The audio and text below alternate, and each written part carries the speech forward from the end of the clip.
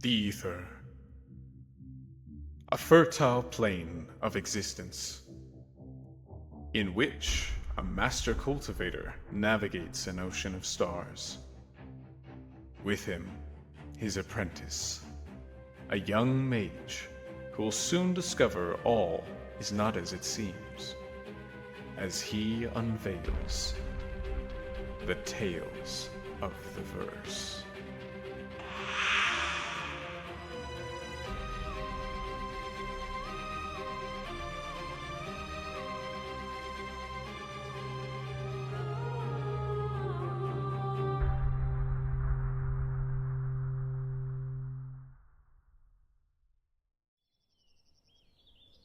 The sun cast nearly no shadows as it shone down upon a well-tended garden.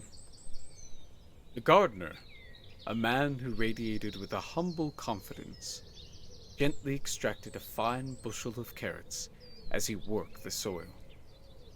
He took great satisfaction in his labor, enjoying the sweet smell of fertile earth and the act of nurturing things that grow.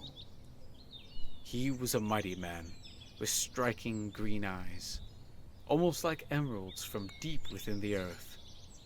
His hands were strong and well proportioned for his size, but there was a soft fluidity to their movements.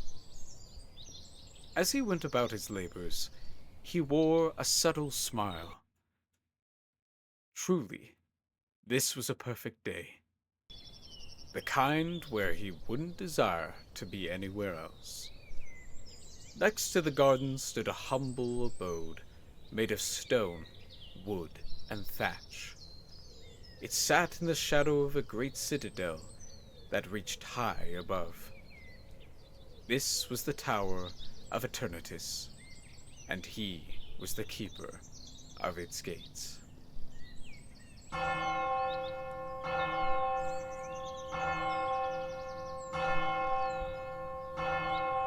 As the bell rang from the nearby city, the gardener stood up, stretched, and calmly checked the hour of the day.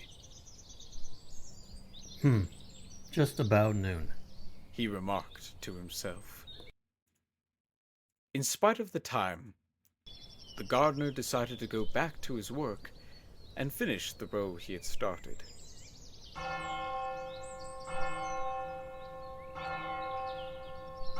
As the bell rang again, he gave a quiet sigh, then turned to a great set of doors.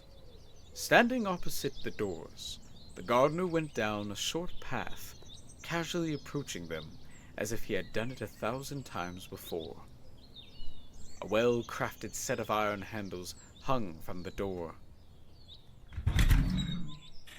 He graciously pushed them open and entered a dimly lit, musty chamber that was filled with old relics, vast weaponry, and workbenches which allowed him to tend to the quality and upkeep of each item.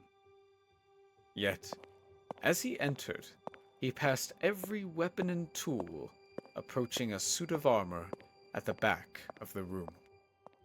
The pauldrons were rounded and had 3 small cones with flat tops protruding outwards. The breastplate was heavily structured with multiple layers, while the rest of the ensemble appeared to be well cared for and polished, so clean that it was like looking in a mirror. Yet, the oddest piece of the armor was the helm. Its sides were flat and came into a triangular shape, the left having 3 slits from which to see, and the other side having 3 holes unified together. For most warriors, this was an unconventional design, being barely useful for sight and even worse for combat. Regardless, his armor was perfectly suited to him and had been of great service to him for these many years. Today, it would again serve its purpose.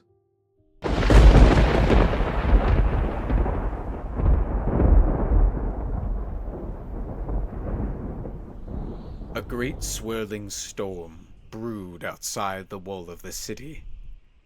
putting up a gale right over the desert that stretched outside the gates.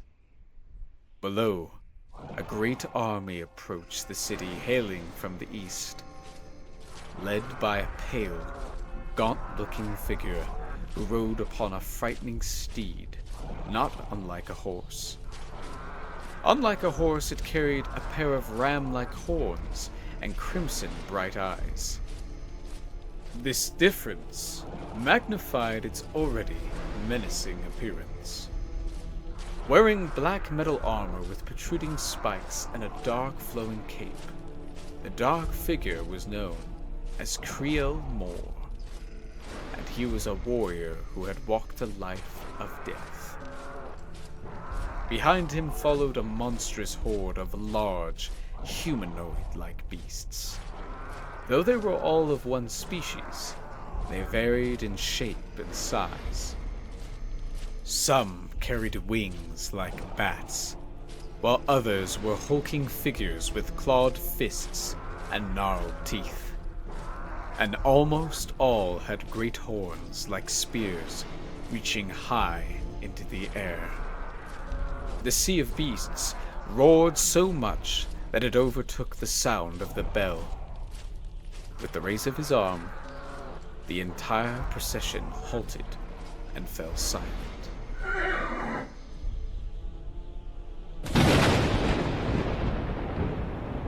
As Creel waited in silence, a flash of red light struck the earth, not far to the north. With the clearing of the smoke stood a single figure cloaked in black. She slowly made her way to the front of the army, greeting Creel with a cold bow. "Hail, mistress," Creel said with indifference. "I worried you might have perished." Spare me your sentiments, Creel Moore. I have not come all this way to waste my words with a cackling crow. The vile lord wishes to know if you have been faithful to your task. Is your army prepared? Creel distastefully glared at Hesira, but was wary of her power, allowing her to continue. "See for yourself." Creel gestured toward his ranks. "Voss, the vile lord, should be pleased. The war beasts are more than prepared to level this city."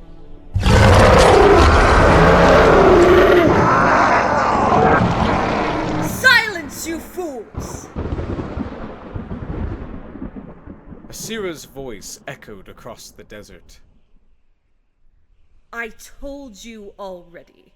The city is not to be touched until the tower is taken. Whoever raises a hand to the city will immediately find themselves in oblivion! Silencing the roars of the army, Hesira continued.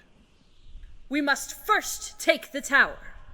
Only then will you obtain the great spoils of the city. "And what is your strategy for taking the citadel?" Creel interrupted, and shifted uneasily in his saddle. "I've heard the tell of the one who guards the great tower. They say he's nigh unstoppable, that he has no fear. And even more, he is like death in the wind. How do you plan on defeating such a being?" A wicked grin crept across Hesira's face. Well, you have yet to witness the power of the ancients. In my tasks for the vile lord, I have discovered one of the 7. At this comment, Creel raised a skeptical brow. "And what is this power?" In response to his question, Hesira bowed herself in a mocking fashion and simultaneously turned toward the north. Flourishing her hands as one would part a veil, a glimmer of red and purple light crept away from some unseen form. The shimmer started from the top and cascaded to the earth, and as it did, it revealed a towering being of metal and stone. The seams in its body glowed with an eerie red and gold, and the hum of its mighty roar shook the earth.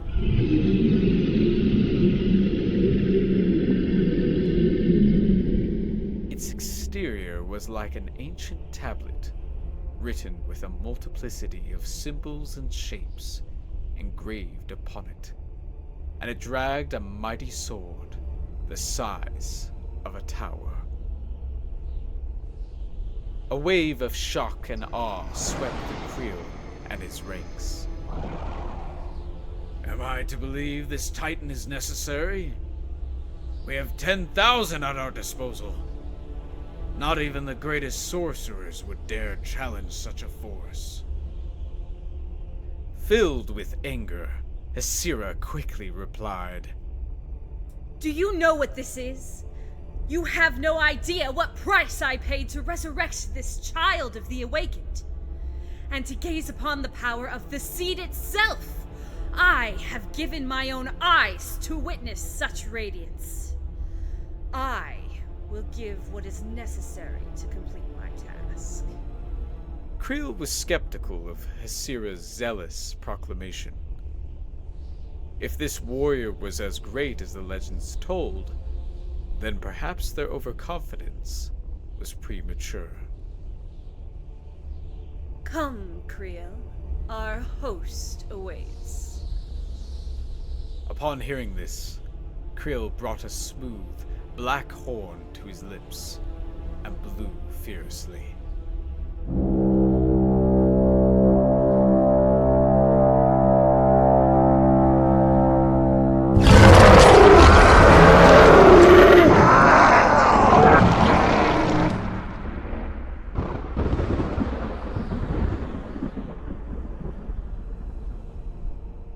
It wailed a despairing cry across the desert, and the war beasts answered with a roar of excitement. With another flourish of her hand, Aeternitus quickly cloaked the Titan once again. Though the sound of its steps were masked by the marching of the army, it still left great depressions and clouds of dust in the earth as it lumbered forth. As they approached, Creel and Aeternitus could make out tall marble buildings that shimmered under the sun. Banners of sapphire blue flowed in the wind, while a beautiful sea lay past the foot of an imposing white tower, the top of which glowed a mesmerizing opalescence, the likes of which they had never seen, making the city appear like a lone jewel set in the great empty plain. To Creel, one thing seemed to be greatly ominous. Where there would have normally been a mighty gate, safeguarding such a city, there was no gate. Neither did it appear that there had ever been one. In all of Creel's days of battles and conquering, he had never witnessed such an oddity. Before long, they entered the city with monstrous noise, waltzing in like a violent storm, ready to destroy and ruin. Yet rather than flee from such a force, the citizens strangely watched the army proceed. Instead of the fear one might expect when witnessing an invasion, the people only appeared to be curious. Again, Creel grew concerned of this casual reaction. What made it even more unsettling to him was the long road, down which they were forced to march. Though there was no conflict as of yet, this lack of reaction troubled Creel, deep in the back of his mind, though he did his best to conceal his concern. As the army pressed forward, one of the war beasts, perhaps less tame than the others, took notice of an idle child who had tripped unexpectedly into the street. The sudden movement of the scrambling child provoked the beast to give chase and quench his thirst for blood.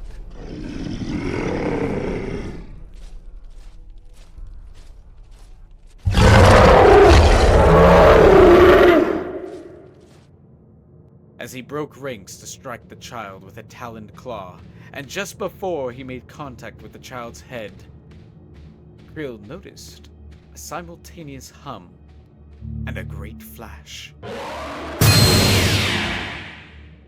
In an instant, a cloud of ash appeared in the place of the beast.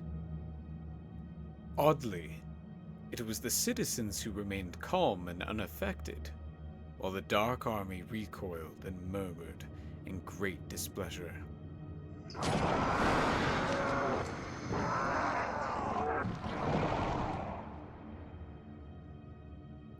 Creel immediately turned to Aeternitus, expecting to see her react with the same shock that he felt. However, she knowingly nodded back at him, as if to say, "I warned you of this." With this new revelation, the Dark Army continued through the city and out of the opposite gate, without further incident. Half a league past the city, the road stretched into a long causeway, which was elevated above the floor of the plain and led directly to the great gates of the tower itself. Aeternitus and Creel halted at the entrance of the causeway and allowed their army to proceed toward the tower. When we face the guardian of the gate, we will offer him a last chance for surrender. Do you really believe a warrior so great and undefeated would now put down his sword without a fight? Once he learns whom we serve, his fear may cause him to question his loyalty to the Master. She retorted smugly.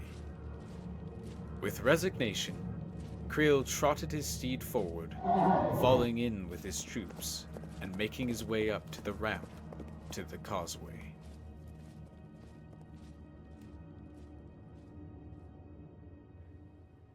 The gardener was still affixing his armor as he ascended the stairs that led from his humble home and up the side of the causeway to the gates of the tower. He noted that he had perhaps lingered too long while tending his carrots.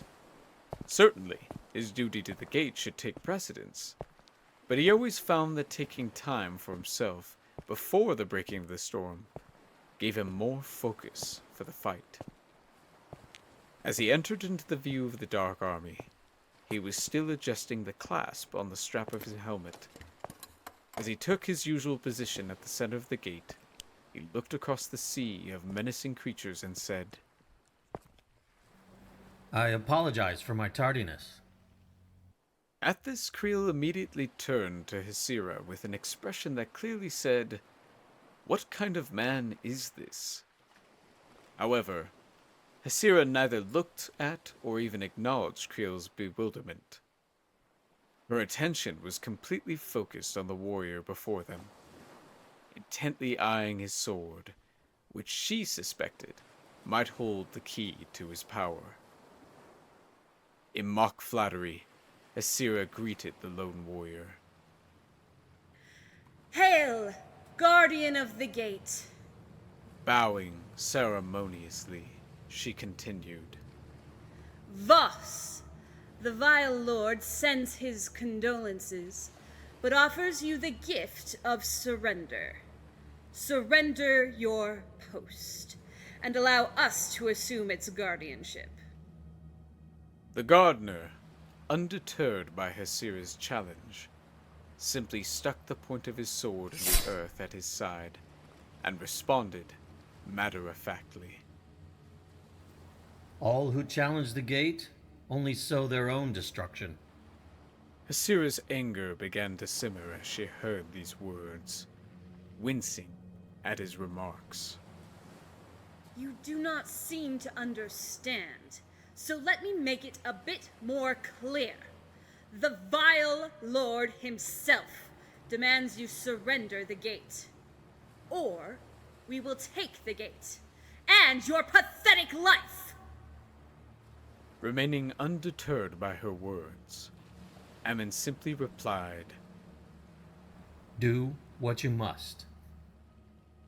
Securing the fit of his gauntlets on his hands, Ammon again picked up his sword and assumed a readied stance. Outraged by his impertinence, Hesira, with a wrathful look, turned to Creel, giving a commanding nod. Creel, releasing an apprehensive sigh, took up his black war horn and blew fiercely into the air.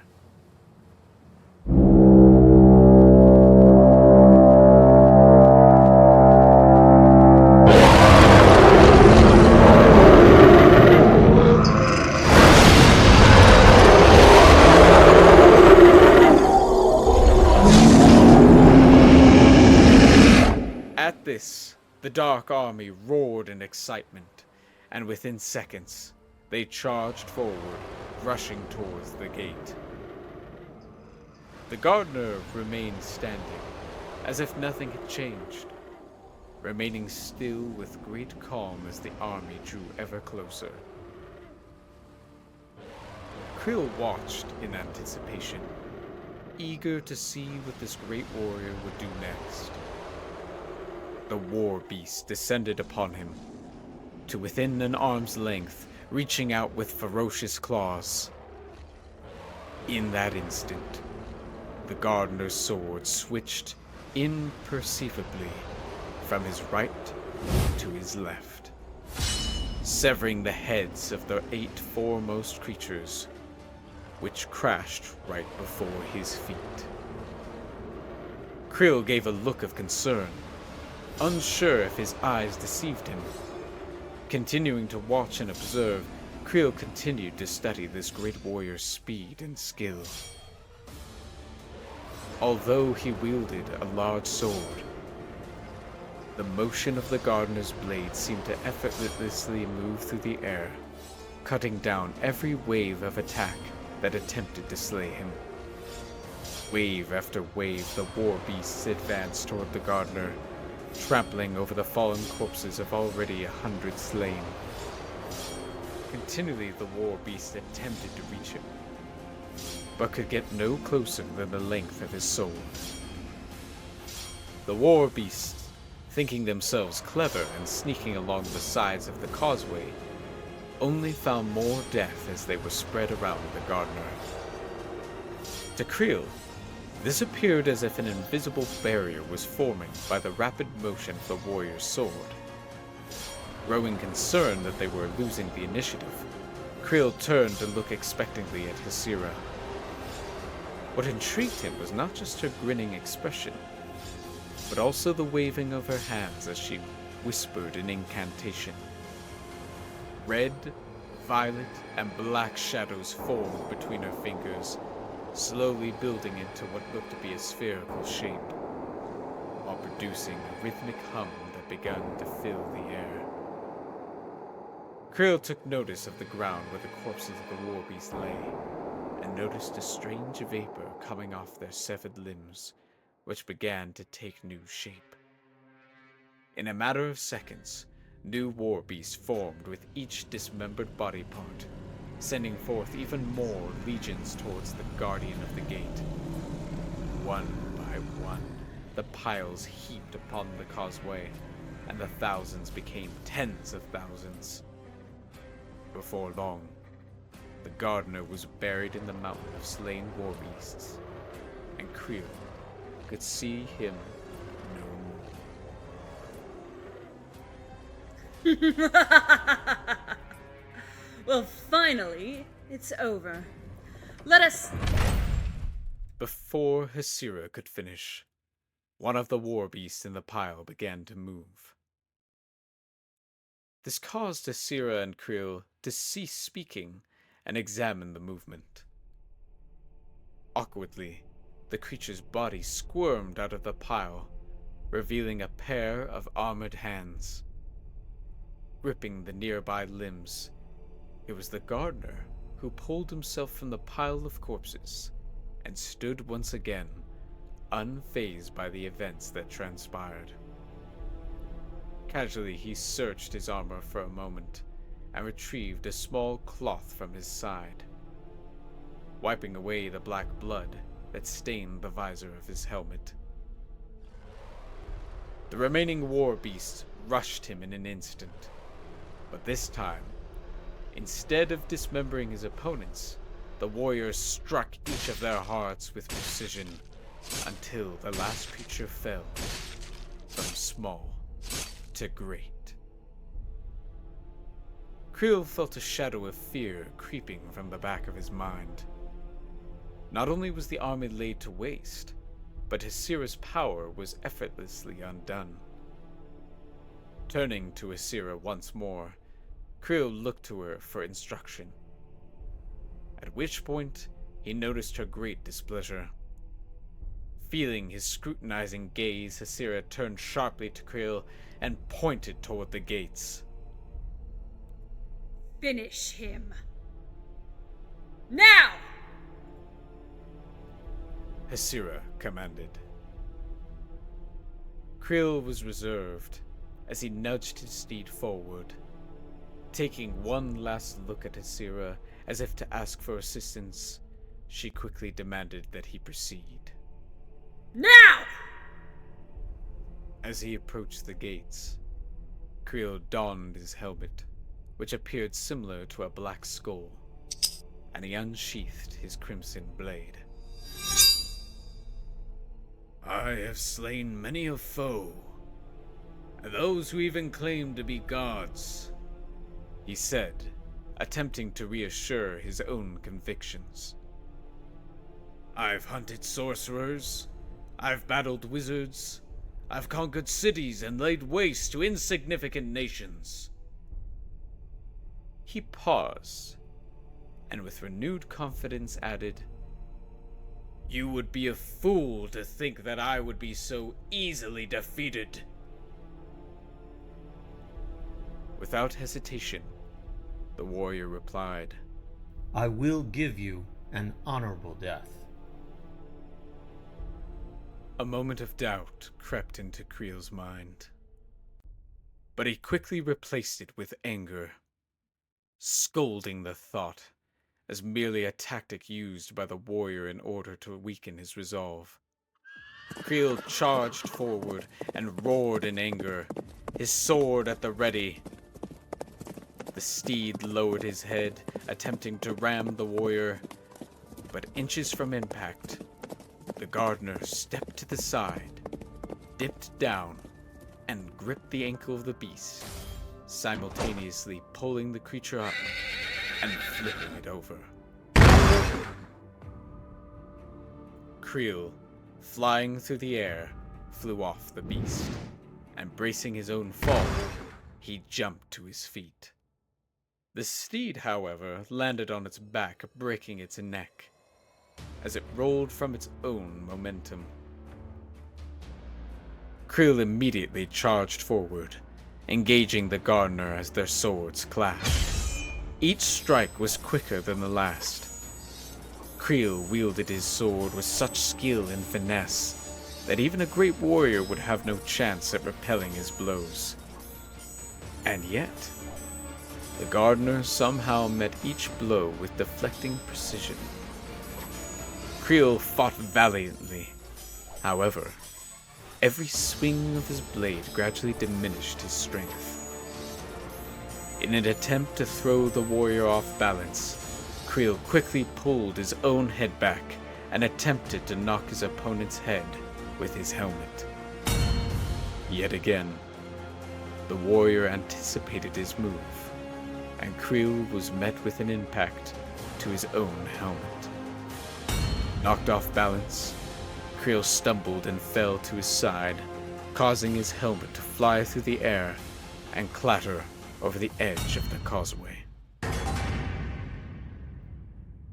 As Creel quickly turned to his opponent, he was shocked to find the warrior extending a hand to help him up. Do you mock me? Creel quipped. There is no shame in this fight. You can still leave with honor, and your life, knowing you have fought well. For a moment, Creel considered taking the offer. But, in his own pride, he couldn't resist this vulnerable opportunity to strike. Yes, perhaps you're right. Taking the hand of the warrior, Creel was lifted up, and as he was, he thrust his sword toward the vulnerable gap between his opponent's helmet and breastplate. This was all in vain, for not only did the warrior counter by piercing Creel's side, but Creel's crimson blade shattered against the armor as well.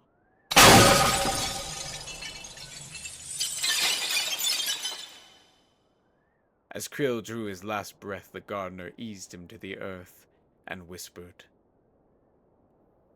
May you find peace in the next plane. Slowly rising, the gardener looked on and gazed back at Asira's lone figure. Although she wore a scowl, she appeared resolute. Your road need not end here. You can still turn back. I am not so easily defeated as that pitiful fool. You have yet to face one such as I!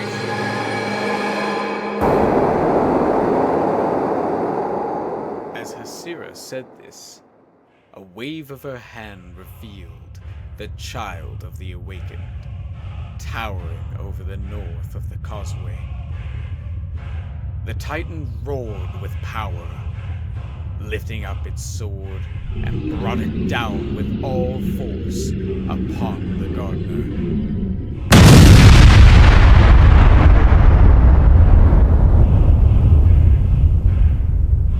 Partially crushing the causeway on impact, a great cloud of dust enveloped the warrior as the Titan raised his weapon for another strike.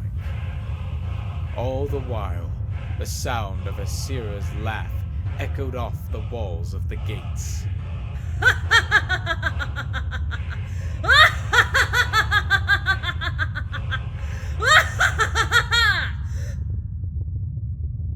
Then, as the dust settled, Asira's gaunt face turned to astonishment. The gardener stood where he always had, unmoved and unchanged. Asira even took notice of the Titan's sword, where it had struck the warrior. A piece of the blade was broken away. End him! Asira angrily cried in frustration, pointing her hand towards the warrior. The Titan then brought down his fist, attempting to crush him.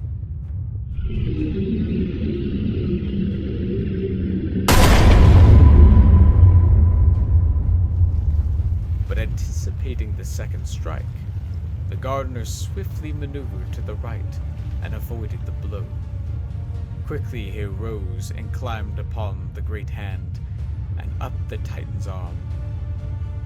Attempting to brush the warrior off, the Titan shook its arm with great force, but to no avail. The warrior continued to scale the arm of the giant, up to the shoulder, and made his way toward its head. Before the Titan could reach up to grab him, the gardener lifted his sword and with great force stabbed it into the forehead.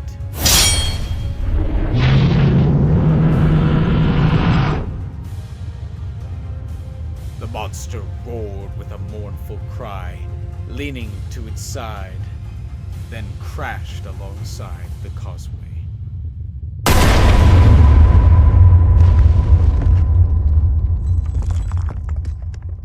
This allowed the gardener to leap off as it fell, rolling to his feet. As the gardener rose to his feet, brushing off dust from his pauldron, he commented to Hasira, I always find this kind goes down easier if you strike them in the forehead.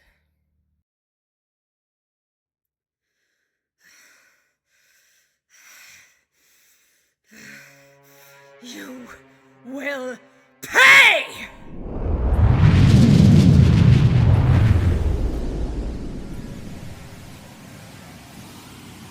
seething in anger and frustration. Hasira, with all her might, brought forth the full measure of her power. Red, purple, and black energy shot from both her and all around the gardener, pressing down on him as if gravity itself were attacking him. While forcing him down, Hasira flicked her wrist, summoning an emedy blade, which then appeared in her hand. Slowly she approached the gardener and prepared to strike. Lifting his sword in defense, the gardener swung with all his might, but as the blades collided, tentacles from Hasira's sword wrapped themselves around his weapon, pulling it from his grip. Hasira took the sword and with her power disintegrated the weapon, which dispersed the energy she had used to trap him.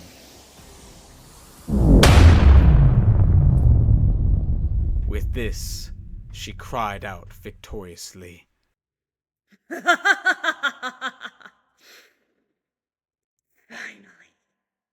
I have you.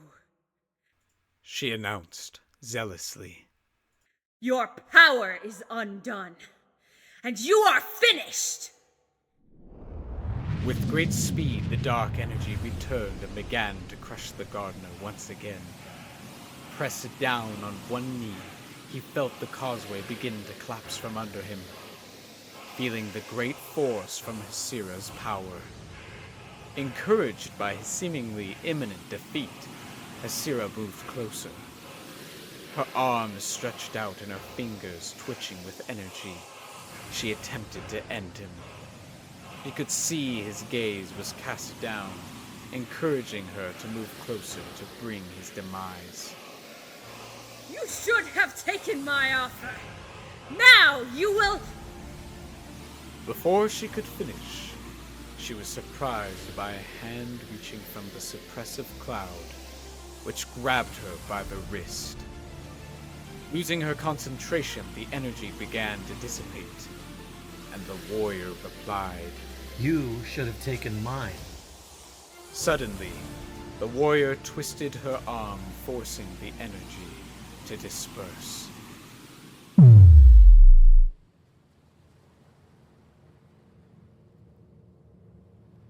I took your sword! How? How did you break free of my power? It's the armor! It must be!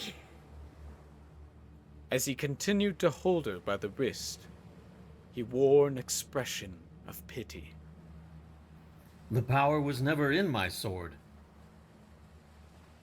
As he said this, Hasira immediately formed into a dark cloud, reshaping herself a short distance away. You are not what I expected to face. I mastered the power of the seed, took it for my own. I resurrected the ancient giants of old, and yet you have defied everything. I mastered these skills and took your weapon. I mastered the power to foresee my enemies. Why am I not master of the tower? The gardener, feeling sorry for the seer, replied, Those who think themselves wise always overlook the simplest things. Knowing all too well, he added,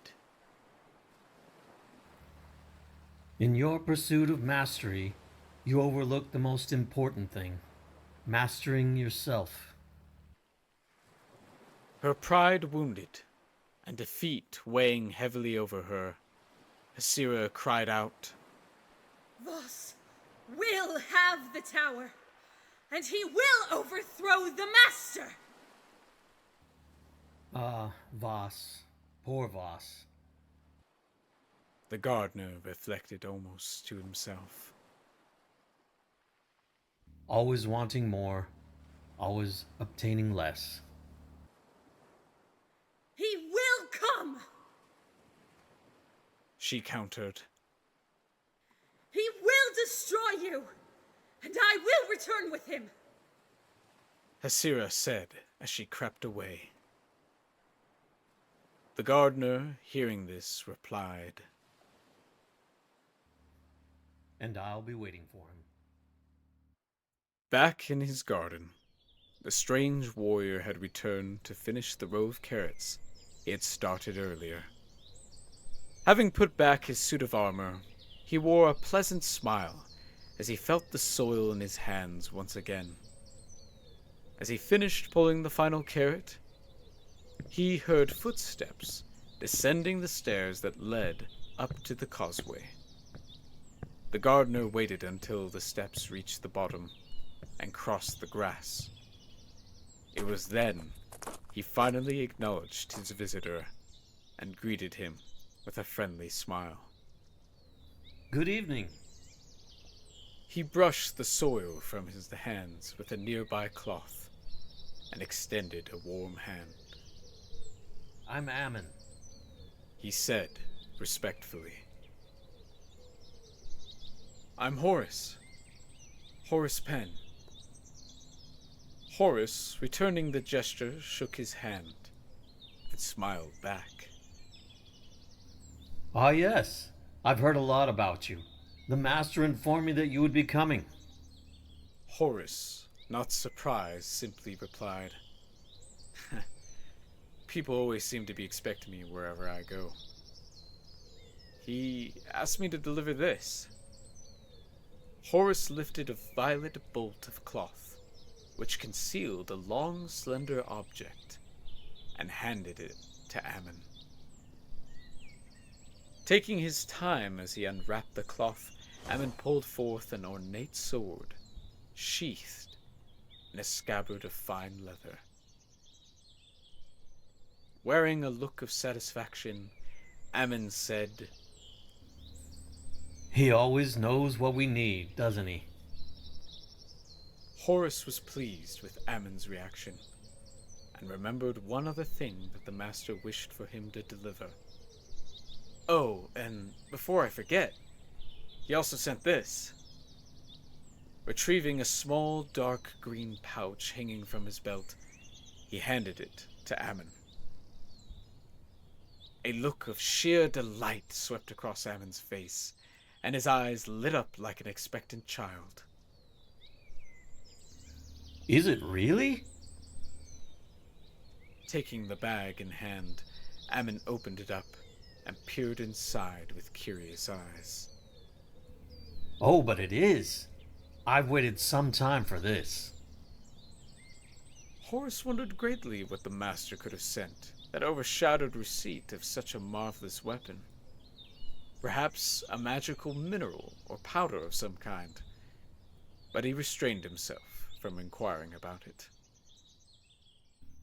Come, best we find a place for this sword. I imagine you must be hungry. Horace, feeling no need to rush, followed Ammon to the armory. As they entered, Horace noticed this wasn't the only sword that Ammon kept in his armory. Blades and hilts with only slightly different styles hung neatly in a row. The sword Horace had brought did not seem so special anymore. Hanging it carefully on the wall, Ammon took notice of Horace's disappointment, and gestured for him to follow him out of the armory. Ammon, sensing his disappointment, waved his hand to follow and said, shaking the mysterious bag, Come along, friend. I have just the thing that'll cheer you up. Horace, following Ammon again, thought, what could be so special about that bag? It must be more powerful than I had imagined. Leading the way, Ammon cheerfully led Horace through the garden and into his humble home. It was a quaint, tidy, and well-loved place. Rich aroma of garlic, beef, potatoes, bread, and honey filled Horace's nostrils and reminded him briefly of a time and place that he once knew. The entire home was small, but felt expansive. Beautiful trinkets adorned the walls and rafters, appearing as though they were from all kinds of worlds. Before Horace could take it all in, Ammon pulled a chair forward, gestured for Horace to sit in a sturdy table, and revealed the contents of the bag. Stepping over to the large hearth, Ammon reached his hand into the bag, took a pinch, and sprinkled the contents into a boiling stew that hung over the fire. Ammon was giddy as he dropped the herb into the stew, but Horace, as usual, was perplexed. They were just herbs? Horace inquired. Ammon, still excited, replied, Not just any herbs. These are the fire salts of the Flaming Mountains. They are so rare that one can only find them in the heart of autumn, when the fires of the mountain are burning brightest. Then, at the peak of the mountains, in a small cave, right by a glistening waterfall, one can take a handful and make the finest dish of the simplest meal. Ammon's eyes had lit up with excitement, describing every detail as though he had been there himself. Horace was taken in by the beautiful descriptions and by Ammon's excited spirit. Oh, Horace, even the smallest grain of salt can make all the difference. Ammon turned back to the stew, and as he did, Horace, slightly unconvinced, replied, But it's still just salt, isn't it? In a warm voice, Ammon proclaimed, Of course, but wait until you taste it. Before too long, a humble but plentiful meal was spread before them. The two men faced each other at the table, and Ammon, inviting his guest, said,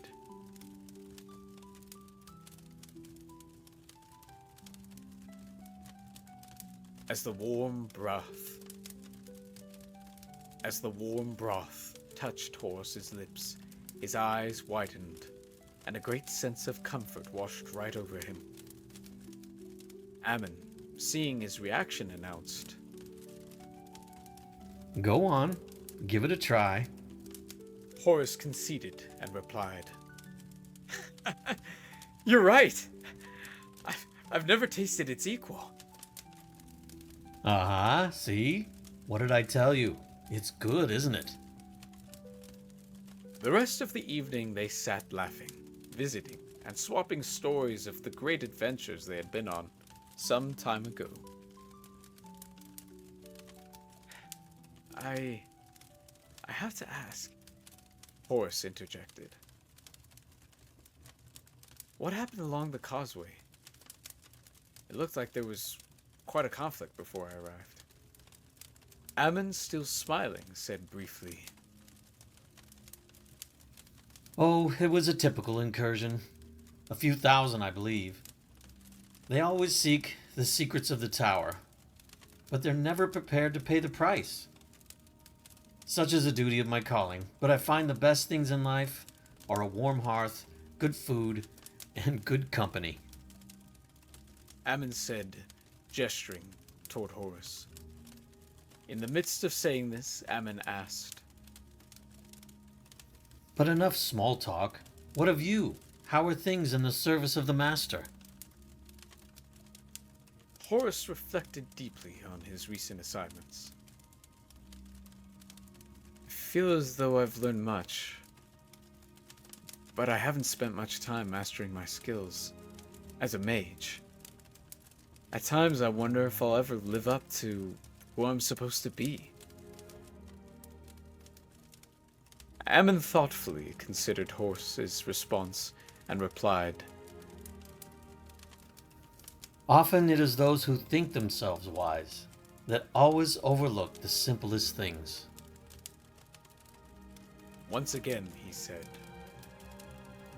In the pursuit of mastery, people overlook the most important thing, mastering themselves. Taking in Ammon's wise words, Horus sat in great contemplation. Then he added, In the end, we are all bound by the rules we live by.